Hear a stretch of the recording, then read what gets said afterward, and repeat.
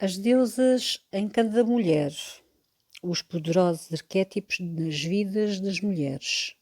Um livro de Jean Shinoda Bolen. Prefácio. Terei gosto em lhe apresentar este livro, sobretudo se é um desses leitores que, tal como eu, tem resistência relativamente ao tema. Afinal, como podem as deusas mitológicas de um passado patriarcal ajudar-nos a analisar as realidades atuais ou a conquistar um futuro igualitário? Da mesma forma que tendemos a comprar livros recomendados por amigos em quem confiamos, o facto de conhecer a autora encorajou-me a ler o manuscrito. Conheci a doutora Shinoda Bolen quando ela estava a organizar o grupo Psychiatrists for Era, composto por membros de ambos os sexos da American Psychiatric Association, que pela sua experiência profissional foram levados a crer na importância crucial para a saúde mental das mulheres, da igualdade de tratamento perante a lei, tendo apoiado, por conseguinte, a emenda sobre igualdade de direitos. Qualquer grupo é resultado de muitas energias, mas Jean foi claramente uma organizadora eficaz e inspirada deste. Não se limitou a concebê-lo e desencadear a imaginação dos seus colegas. Também acompanhou minuciosamente todo o processo de forjar com pessoas atarefadas e heterogéneas uma organização coesa a nível nacional. Ao longo desse processo, teve o cuidado de servir de ponte entre gerações e entre diferenças raciais e profissionais, de recolher informações precisas e relevantes e de, despedindo-se deles com dignidade, gerar um novo entendimento até nos adversários mais resistentes. Observar Jean em ação permitiu concluir, sem margem para dúvidas, que se tratava, por um lado, de uma organizadora prática, experiente e eficaz nas circunstâncias concretas e, por outro lado, de uma revolucionária gentil cuja calma terapêutica e espírito tolerante simbolizavam o mundo melhor que uma revolução feminista pode trazer. Jean ajudou a criar um núcleo de mudança no seio de uma das mais prestigiadas e influentes organizações profissionais americanas e realizou tudo isto na sua condição de mulher e de elemento de uma minoria no seio de uma profissão 89% masculina e, além do mais, esmagadoramente branca e limitada pelas teorias freudianas da dominância masculina. Suspeito que, quando se escrever a história da American Psychiatry Association e, porventura, a história da responsabilidade social dos psiquiatras em geral, as ações desta mulher de baixa estatura e falas mansas serão uma força importante. Enquanto lia os primeiros capítulos de As Deusas em Cada Mulher, escutava a voz confiante de Jean em cada frase da sua prosa clara e despretensiosa. No entanto, ainda acalentava suspeitas de uma predestinação romântica ou inibidora relativamente à deusa que se seguiria. Como Jung e outros que localizaram esses arquétipos no inconsciente coletivo, tinham acabado por desembocar em polaridades do tipo ou do tipo masculino-feminino, impedindo deste modo a plenitude, tanto nos homens como nas mulheres, e relegando as mulheres para a extremidade inevitavelmente menos gratificadora do espectro. Eu estava preocupada com o modo como esses arquétipos podiam ser usados por outros, ou com o modo como as próprias mulheres podiam ser encorajadas a imitar e, por conseguinte, a aceitar as suas limitações. Foi a explicação acerca das deusas individuais que não só acabou com as minhas preocupações, como também abriu novos caminhos à compreensão. Em primeiro lugar, existem 7 arquétipos complexos, a examinar e a combinar de diversas formas, e cada um possui dentro de si uma miríade de variações. Superam de longe a ingênua dicotomia virgem prostituta ou mãe amante, que atormenta as mulheres nas patriarquias.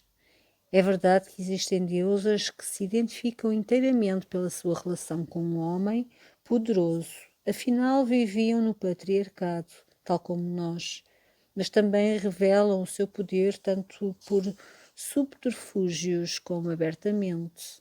E existem igualmente modelos de autonomia que assumem muitas formas, desde as sexuais e intelectuais às políticas e espirituais. Mais invulgar é o facto de existirem muitos exemplos de mulheres que se ajudam umas às outras e estabelecem laços entre si.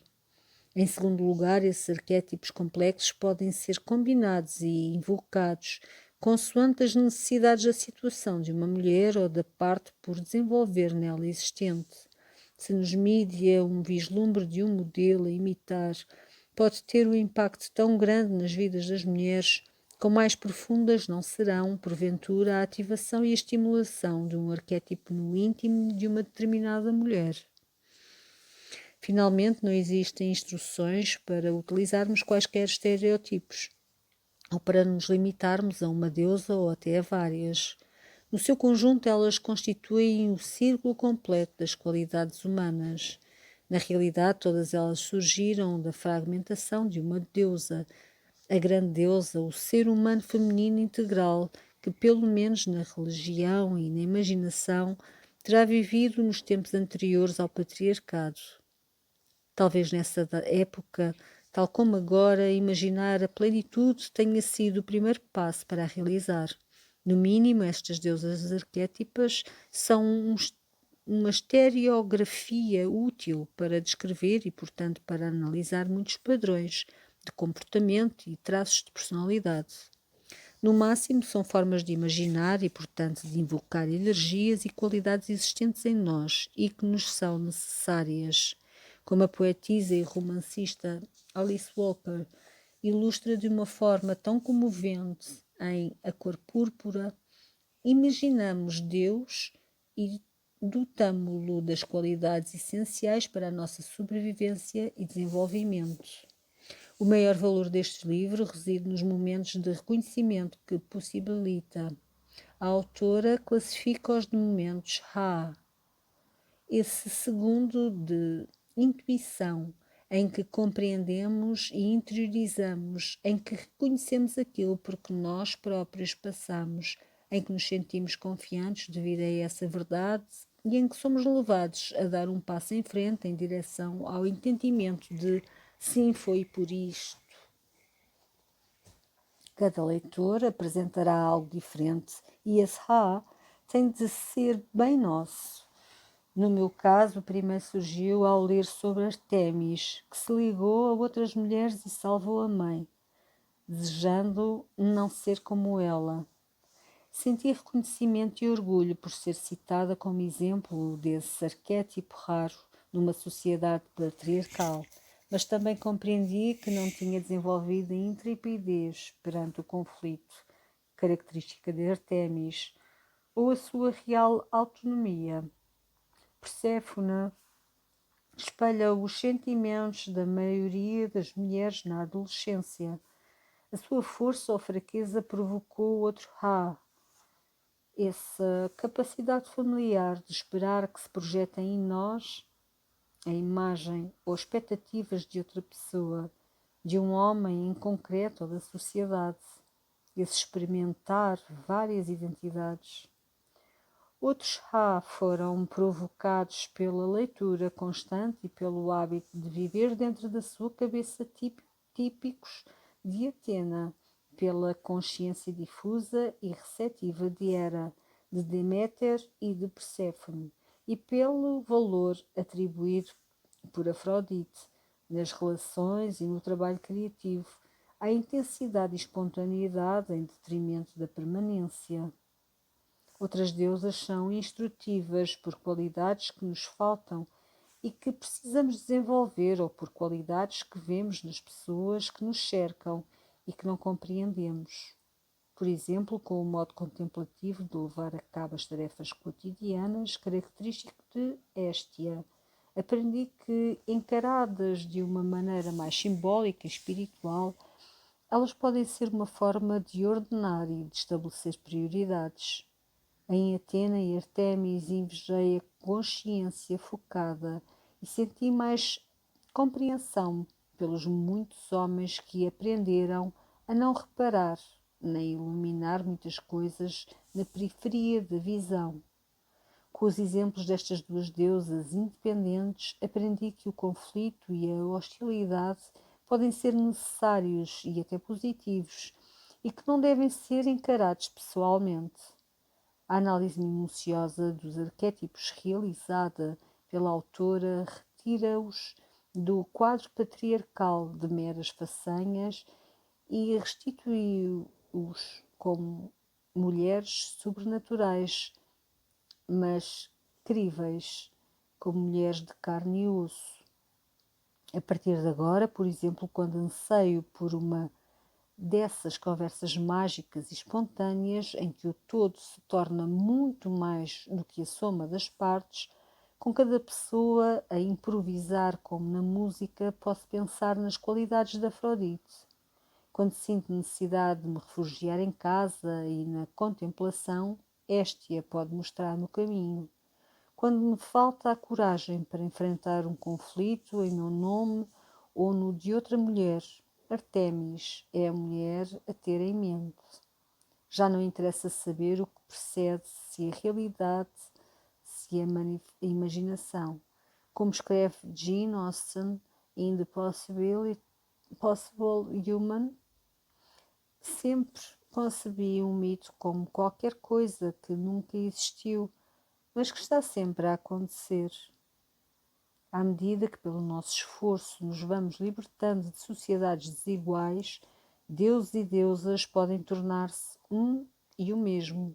Entretanto, este livro oferece-nos novos caminhos, novas maneiras de ver e de ser. Talvez descubra o mito que invoca a realidade existente em si. Gloria Steinem. Da semente cresce uma raiz e a seguir um rebento. Do rebento, as folhas. Das folhas, o caule. Em torno do caule, os ramos. E no topo, a flor. Não podemos afirmar que é a semente que causa o crescimento, nem que é o solo. Podemos afirmar que as potencialidades de crescimento estão contidas na semente, em forças misteriosas de vida, que adequadamente estimuladas assumem determinadas formas. M.C. Richards, Centering in Pottery, Poetry and the Person. Introdução. Em cada mulher existem deusas.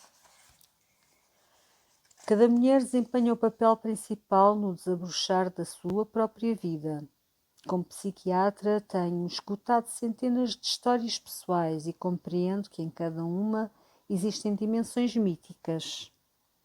Algumas mulheres vão ao psiquiatra quando se sentem desmoralizadas ou incapazes de funcionar, ao passo que outras o procuram quando se apercebem sensatamente que se encontram numa situação que necessitam de compreender e mudar. Em qualquer dos casos, parece-me que as mulheres procuram a ajuda de um terapeuta para aprenderem a ser melhores protagonistas ou heroínas das histórias da sua própria vida. Para esse efeito, as mulheres necessitam de realizar escolhas conscientes que moldarão a sua vida. Tal como as mulheres não estavam usualmente conscientes dos poderosos efeitos que os estereótipos culturais tinham sobre elas, também podem não estar conscientes das poderosas forças dentro de si que influenciam o que fazem e como se sentem.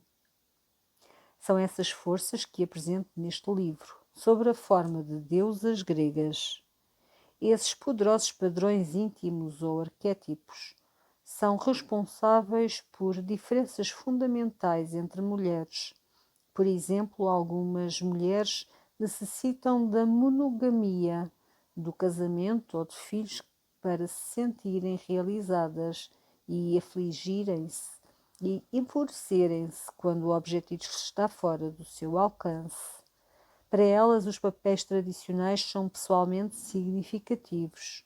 Tais mulheres diferem marcadamente de outro tipo feminino que valoriza, acima de tudo, a independência, ao mesmo tempo que se foca em objetivos a alcançar que são importantes para si, ou ainda de outro tipo que procura a intensidade emocional e novas experiências e, consequentemente, passa de uma relação ou de um esforço criativo para outros. Outro tipo de mulher procura a solidão e descobre o que mais importante para ela é a espiritualidade. O que satisfaz profundamente uma mulher pode não ter qualquer significado para outra, dependendo da deusa que está ativa. Aliás, existem muitas deusas em cada mulher e quanto mais complexa for uma mulher, maior a probabilidade de muitas deusas estarem ativas dentro dela. Além disso, o que satisfaz profundamente uma parte dessa mulher pode não ter qualquer significado para outra parte. O conhecimento das deusas proporciona à mulher meios de compreensão de si própria e das suas relações com homens e mulheres, com os pais, amantes e filhos. Esses padrões de deusas também possibilitam o entendimento acerca do que é motivador ou mesmo irresistível, frustrante ou satisfatório para algumas mulheres e não para outras. O conhecimento das deusas também fornece aos homens informações úteis. Homens que pretendam compreender melhor as mulheres podem utilizar os padrões das deusas para descobrir que existem tipos diferentes de mulheres e que podem esperar delas. Esses padrões podem igualmente ajudar os homens a compreender mulheres que são complexas e que parecem contraditórias. O conhecimento das deusas também proporciona aos terapeutas que trabalham com mulheres intuições clínicas úteis sobre os conflitos interpessoais e intrapsíquicos das suas doentes. Os padrões das deusas ajudam a explicar diferenças de personalidade, fornecem informações sobre potenciais dificuldades psicológicas e sintomas psiquiátricos e dão indicações sobre as formas que podem assumir uma mulher com um determinado padrão de deusa. Este livro descreve uma nova perspectiva psicológica da mulher, baseada em imagens de mulheres fornecidas pelas deusas gregas, que se mantiveram vivas na imaginação humana durante mais de 3.000 anos.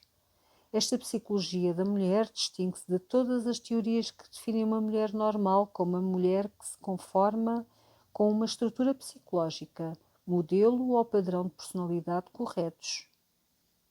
É uma teoria baseada na observação da diversidade de variações normais entre mulheres. A maior parte do que aprendi sobre mulheres ocorreu num contexto profissional, no meu consultório de psiquiatra e de analista junguiana, na supervisão de estagiários, na minha atividade docente como professora de psiquiatria na Universidade da Califórnia e enquanto analista supervisora do Carl Gustav Jung Institute em São Francisco. Porém, a origem da psicologia feminina que desenvolvi nestas páginas transcende a mera experiência profissional. A maior parte dos seus conhecimentos provém do facto de eu ser uma mulher em papéis de mulher. Sou filha, esposa, mãe de um rapaz e de uma rapariga. Foi também em conversas com amigas e em grupos de mulheres que os meus conhecimentos surgiram e se desenvolveram. Em ambos os casos são situações em que as mulheres espelham mutuamente aspectos de si próprias. Vemo-nos refletidas na experiência de uma outra mulher e tornamo-nos conscientes de um determinado aspecto nosso. de que antes não tínhamos consciência ou daquilo que nós, enquanto mulheres, temos em comum. Os meus conhecimentos sobre psicologia da mulher também provêm da experiência de ser mulher numa determinada época histórica. Em 1963 comecei o meu internato em psiquiatria. Dois acontecimentos ocorridos nesse mesmo ano desembocaram no movimento feminista dos anos 70.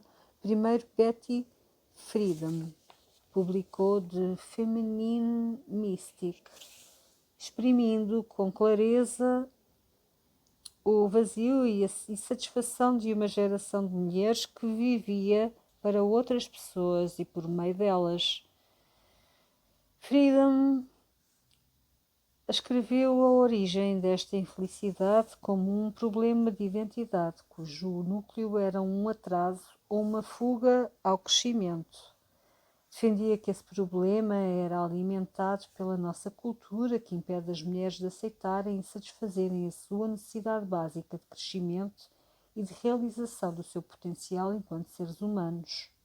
Ao apontar com um dedo acusador os estereótipos culturais, o dogma freudiano e a manipulação das mulheres pelos mídia, o seu livro apresentava ideias adequadas à época, ideias essas que levaram à libertação da cólera reprimida, ao nascimento do movimento feminista e mais tarde à formação do NOW, National Organization for Women. Nesse mesmo ano, em 1963, a Commission of the Status of Women do presidente John F. Kennedy publicou o seu relatório documentando as desigualdades no sistema económico dos Estados Unidos. As mulheres não estavam a receber o mesmo que os homens por fazerem o mesmo trabalho e estavam a ser-lhes negadas oportunidades de emprego e de promoção. Essa injustiça flagrante era mais uma prova do modo como eram desvalorizados e limitados os papéis das mulheres. Por conseguinte, ingressei na psiquiatria no momento em que os Estados Unidos se encontravam à beira do movimento feminista e a minha consciência formou-se nos anos 70.